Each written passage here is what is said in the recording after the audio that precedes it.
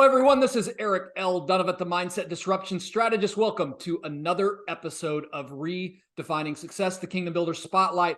I am here today joined by Robert Shemin, who is, he didn't describe himself as this. I'm calling him the serial entrepreneur.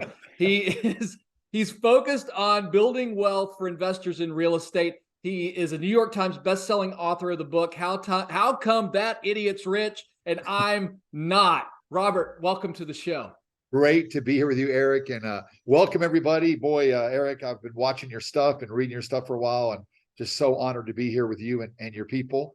So thanks for having me. Well, we're going to have a good time today, but before we get started, my first question is always the same. So it's a Saturday afternoon. I've fired up the grill. I've got ribeyes and prime and burgers and hot dogs, anything you want on the grill. We're in Louisiana, so I've got a crawfish boil going too, but I've invited all my friends over. If you would please introduce yourself to my friends. Well, I appreciate that. It's good to be here. And I'm so glad I'm an entrepreneur. You gave me Saturday off. I don't have to, I got a break and by the barbecue with you and your buddies. So I'm Robert Shemin, born and raised in Nashville, Tennessee. And, what I love to do now is the reason I work, I've retired 3 times, is I give back to charities and foundations. I was a homeless kid at 15 out on the streets, and I've never forgotten that, what it was like. And I have large charities where we pick up street kids. But some things people don't know about me is I couldn't speak or walk pretty much until I was about 10. So I was around a lot of negativity. And when I was 10, a beautiful woman taught me how to speak. I even thought about another time I taught like that.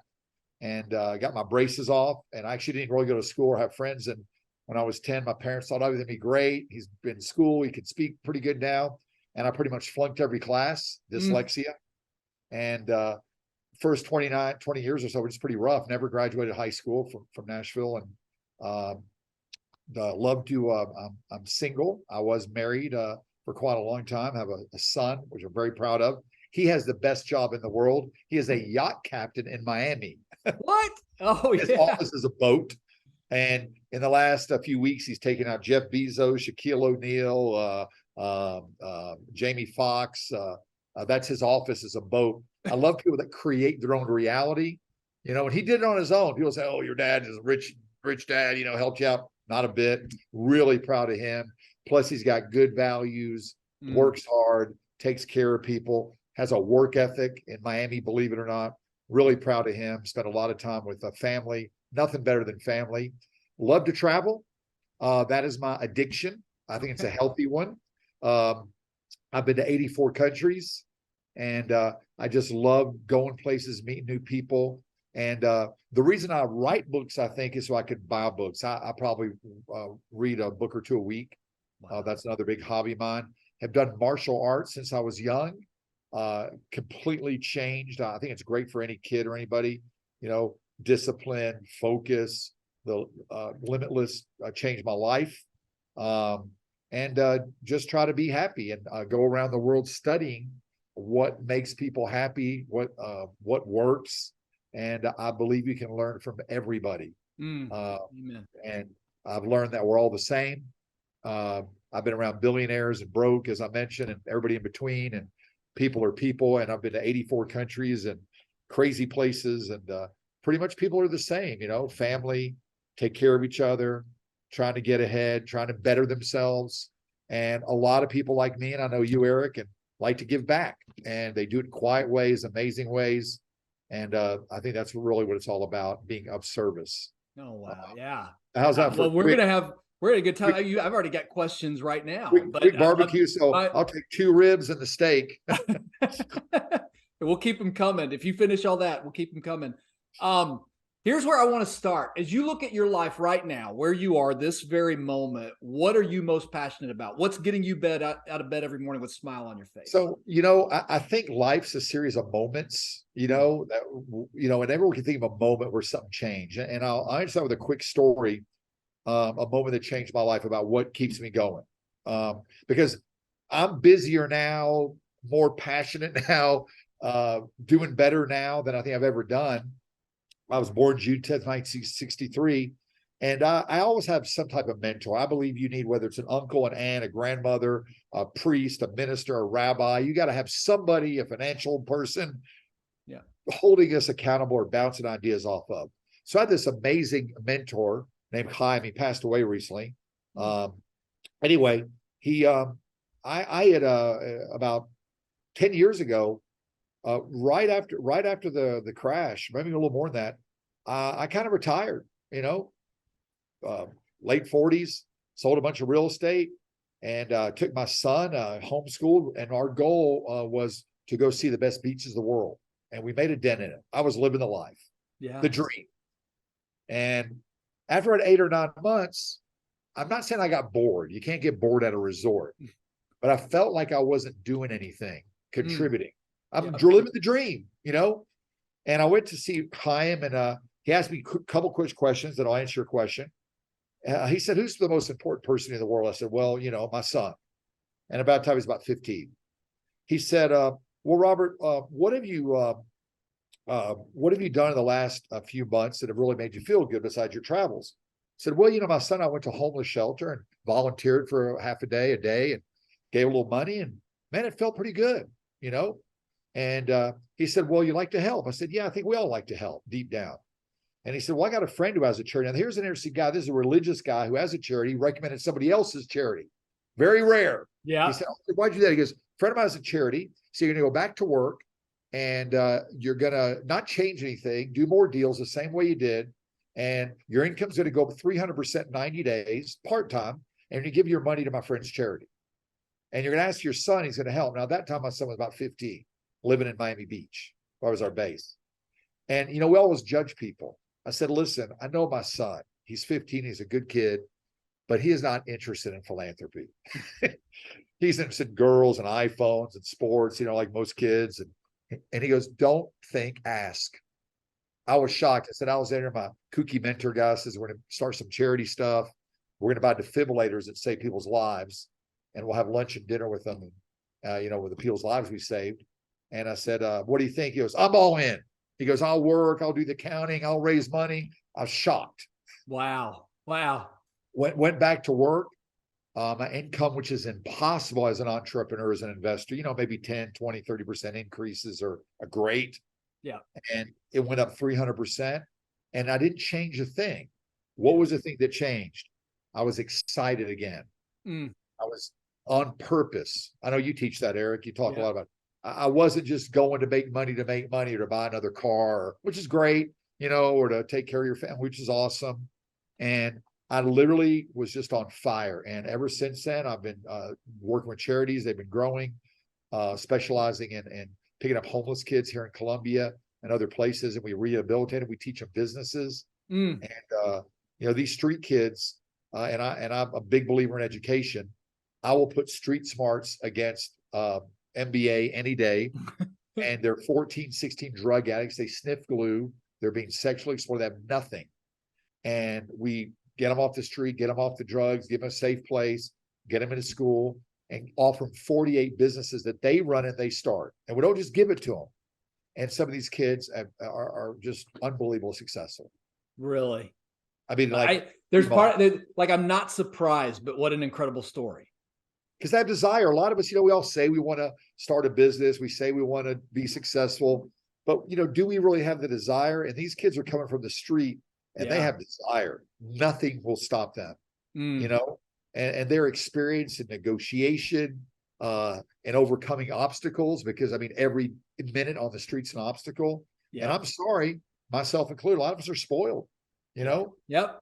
We haven't had to develop those skills, and they can read people. I've learned more from these street kids in business than pretty much all my courses, seminars, just as an example. And so that's really what I'm really proud of and passionate of. And we just had Christmas. We did Christmas for over 10,000 homeless people, destitute moms. And, I can't wait to do more. Can we talk about this nonprofit a little bit more? You've lit a fire inside of something that I get excited about, that I want to plug into a little bit more, especially since this is about redefining success. You're in an area where you're getting to see probably extreme poverty.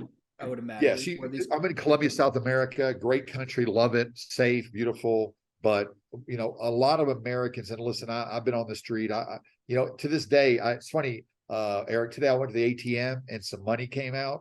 Yeah. And I'll never forget when nothing came out. You put in 20, then you put 10, you put $1. And every time I'm so grateful when that ATM works. Right. I've been there, man. I've had no money. I've not had food.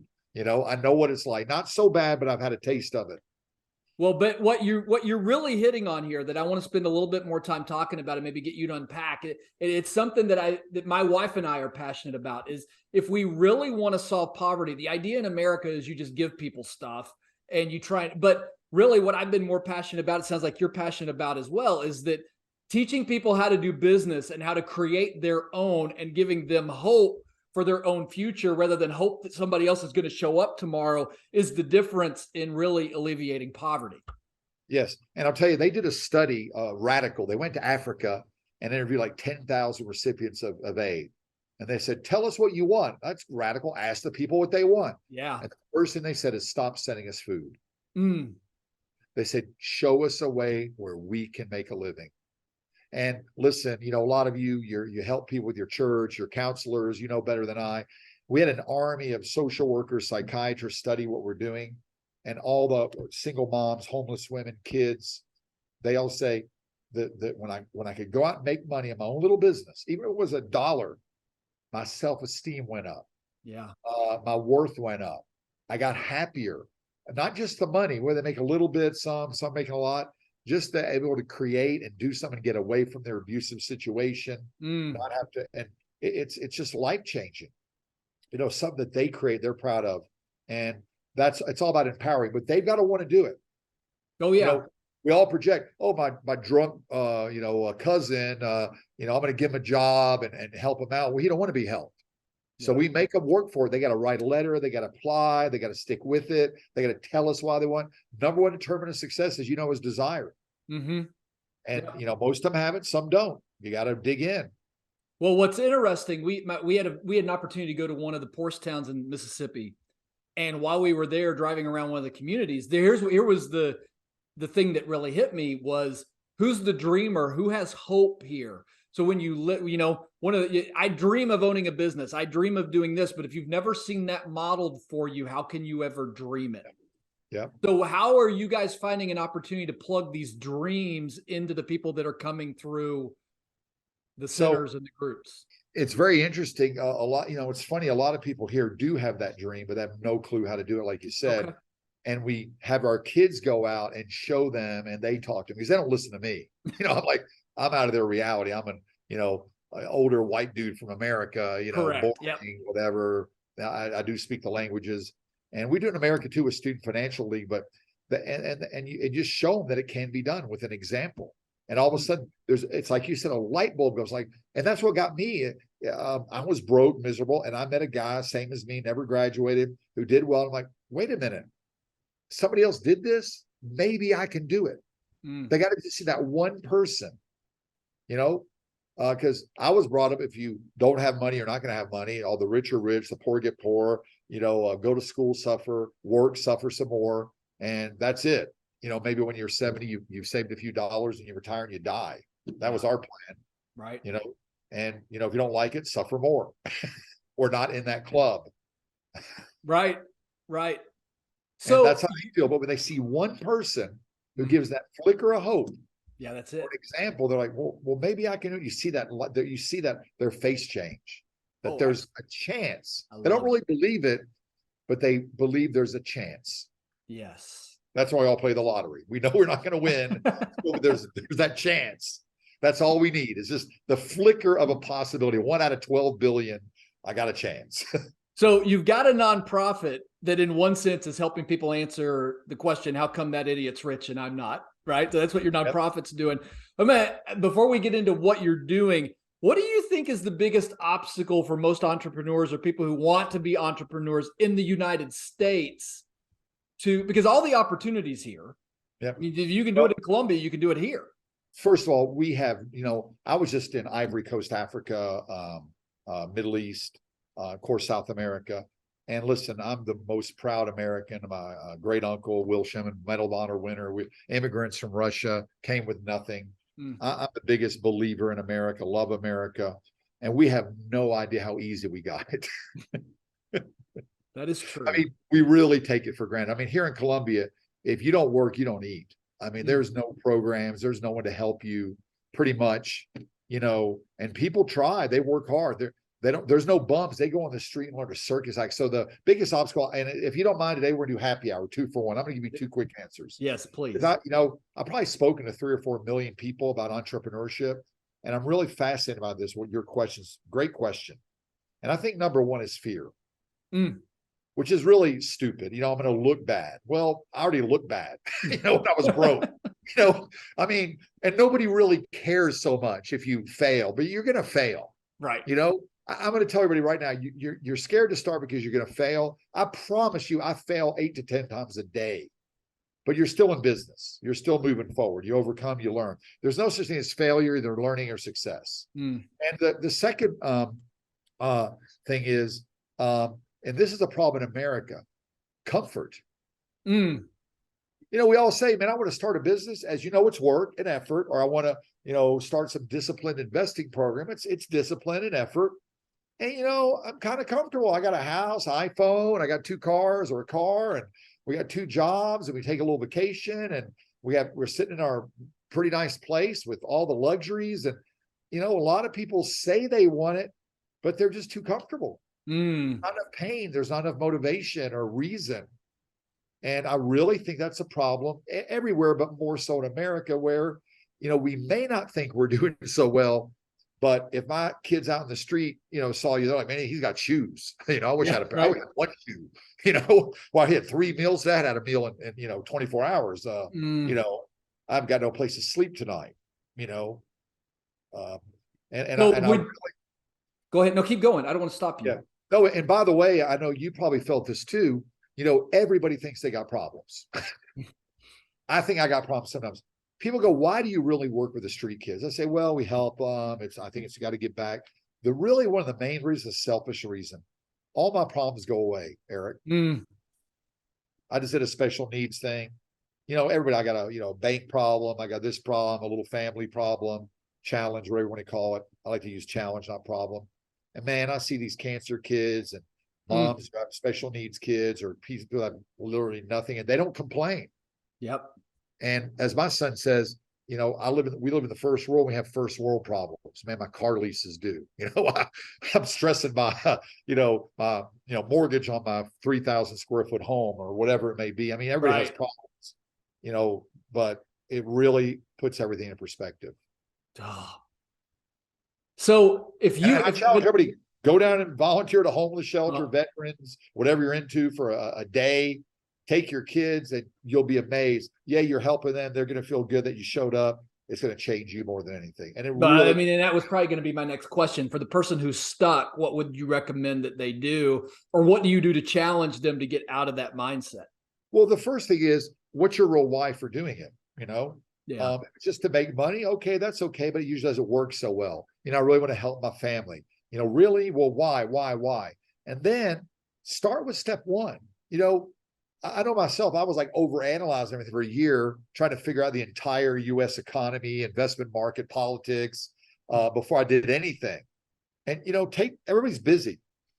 Take 20 minutes, start investigating, start learning, start calling people, start going to meetings, whatever it may be, and take step 1. One of my trainers changed my life because I was in an accident a while ago. I used to go to the gym, like 4 days a week. And I know it doesn't look like it, but when I got back, he goes, listen, go 12 minutes. I'm like, what are you talking about? I used to go for like an hour, man. I'm a tough guy. Right. It's habits. Habits of success. Go 12 minutes, do this, just like investing, just like real estate, just like, get started, little piece. Then next week, increase 20%. Then you're going 14, 15 minutes. Well, within 6-8 weeks, you're up to, 45 minutes an hour. Right. Get started. Stop thinking, stop wondering, because the minute you think about it, you're stressing, worrying about stuff that never happens. And the stuff you don't think about always happens. Yeah. Until you get a customer, or until you get that first investment or that first house or whatever you're into, you're not going to know how to do it. We got to learn by doing. I know what you're doing. Don't just go buy, an investment, but get started. Well, you've taken a word that I like to use, which is simplicity over complexity. Quit making it so stinking hard. Yep. Just and I wrote that book. Listen, there's people out there that, are super smart accountants and physicists. And I have a lot of cousins who are doctors. God bless them. Most of the multimillionaires I met are pretty darn simple. Yeah. They just start doing it. They get it done. They focus. They don't get distracted, and they don't let anybody talk them out of it. They listen and they just do it, and it grows and grows and grows. It doesn't happen overnight. It's a process, but if I lined up our top 100 investors who are multimillionaires, you'd be shocked. You'd think some are homeless, but they're just doing it. Yeah. Yeah. I mean, and that's the deal. And they're not thinking or talking or worrying or wondering or analyzing. So with everything that you've got going on right now with your nonprofits and with things like that, I mean, how do people, are you coaching right now? I mean, what's the best work that you're doing with entrepreneurs and business owners and things like that right now for any listeners who are like, man, I need to plug into what this guy's doing? Yeah. So first of all, I do a lot of seminars in English, robertshemin.com, real estate. I do them in Spanish, actually, in America. And I do them internationally. And I got the books and videos. So I used to coach one-on-one, and I love that. Yeah. But I don't have so much time. So now we do groups, and we give a lot of stuff free, and free speeches, and then we do the higher end stuff. And I got the videos. I think you got to give a lot of value these days. And I think whatever you do, if they go see a free video, they get value on my Instagram or website. Hopefully they buy it. I know you got a book, they get 100 times more value of that book than the cost. They come to a seminar, and if they don't, then something's not right. You got to take care of people. Always give value. And that's another thing too. Hey, I want to make money. That's what I used to think. And you can make money, and you should make money. But now it's like, what can I do of value, or what am I passionate about, or what can I change? And also, how can I make it maybe into a business if that's what we want to do, or do it better? And that's where the real wealth comes. Yeah. Yeah. Not only on a monetary, but on a satisfaction. Every time, Eric, I just tried to make money. I made some money, I lost money, but I didn't feel good. You sacrifice your health, your stress, Yeah. Yeah, totally. And so I think that's the real thing we try to teach is collaboration, and giving back, and really having an impact, not just going out to somebody, go make a bunch of money, which is fine. Nothing wrong with that. What are you gonna do with the money?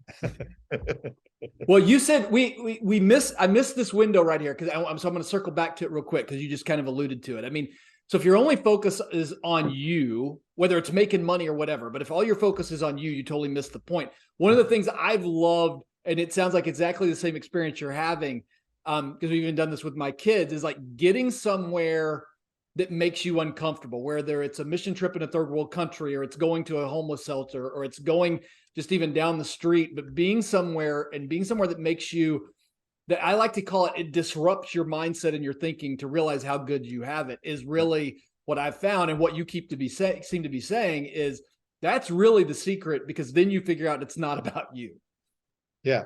And giving back, there's something bigger than yourself, whatever it is, your God, your religion, your cause. But what you said is, people go, what's your biggest fear now? And you mentioned is being comfortable, because Eric, you learn when you're uncomfortable. I love that word, disrupt. Yeah. If everybody's just handed to you, if you went to a casino and just won all the time, it'd get really boring. After a year, you want every hand. And that's a bad example. But I welcome challenge. That's how we grow and learn. Like I said, there's only learning and success. You might call it failure, you might call it uncomfortable, but that's how people learn. That's how people get close together. You're gonna get I've been in combat situations, I've been in really bad situations, not safe, and man, you have real conversations, you make relationships real quick, as opposed to talking about which buffet you're going to go eat at. Right. And I'm not telling you to go to a dangerous situation, but stretch yourself, just like exercise or learn something new. Go somewhere that you're not comfortable, and empower your kids. I made my son open an account and learn about this. I didn't just give it to him, make him learn. Yeah. And he made mistakes. That's the hardest thing.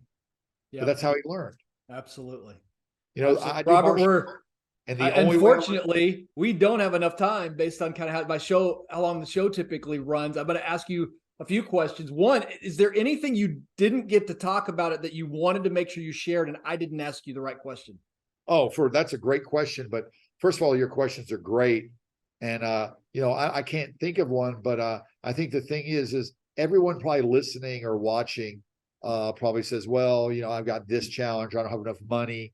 We all have excuses. I don't have enough time, I don't have enough money, my family, I don't feel well. And those are excuses. Change your language, everything changes. Yes. Don't say I don't have enough time, say it's not a priority. Because when you make something a priority, hey, I'm going to spend 50 minutes to feed my kids. You don't say, you know what, I'm not going to feed my baby today, I'm busy. You know, it's a priority. Yeah. Make your wealth, make your success, make your learning a priority. Even if it's 15 minutes, that's a big one. Change your language. Everything changes, I think, is something I talk about that maybe will help some people. And the next thing is, I've met billionaires and millionaires, and every one of them has insecurities, fears, worries, problems, stresses. And like I said, I mean, I started with no money, you know, never finished high school. Every one of my family said I'm insane to start my business. They're still saying that, by the way, while they're trying to borrow money from me. So just get started, do what you want. Yeah. No one's going to care about you or your dreams more than you. And the last thing I want to say, a real quick tip, is you don't have to be alone. Build a team. Yeah. I tried to do everything myself the first years. It kind of worked. I was stressed out. And there's great people out there, system team. You're not alone. Most entrepreneurs, investors feel like I'm the only one. Yeah. And literally, I tell people, I don't do that much now. My team does work. We all get paid when we make money. We share the profits. And when I come to the office, which this is my office, they say, Robert, could you please leave? You're bothering us. And that's what you want. A real business, real people, real team, real system, whatever you want to do. I love that. I love that. If people want to get in touch with you, follow you, keep up with what Robert's got going on, where can they do that? Robert Shemin, Shemin, Instagram. I think the website has some free stuff on there. Say hello if you need something. If you're a friend of Eric's, you're a friend of mine, ask us how we can help you. You might be amazed. That's the thing. People don't ask enough. Yeah, you know? They don't. And if you ask, you might get it. There we go. There we go. Robert, it has been a pleasure. We've reached the end of the show where I always ask the same question. So I'm going to ask you, in 3 generations, what do you hope your great grandchildren remember about you? Wow. And that's what my mentor asked me. He goes, when people ask your son, what does your son do? Or in 3 generations, what did your great, whatever Robert do? What do you want him to say? And I said at that time, I don't know. Now I know. He helped change people's lives. Impact, service. That's the real wealth. That's the real legacy. It took me about 50 years to find that out. Please don't wait so long. It's all about giving back, helping out, being of service. People have helped me. And if they can say that now or 100 years from now, in 3 generations, that's it. They're not going to remember the money you made or the awards you won. But if you made an impact, changed people's lives, you're immortal. Ah, that's beautiful. Robert, I wish we had more time, but you've given us so much. Thank you so much for being on the show and being with us today. And I want to thank all y'all for listening and watching. And Eric, an honor to be here. And you keep up your good work. I know you're changing lives every day, mentally, financially, and that's what it's all about. And you got to feel good about that. Absolutely. I do. Thank you so much, everyone, for being with us. We will be with you again next time. God bless you. Have a fantastic day.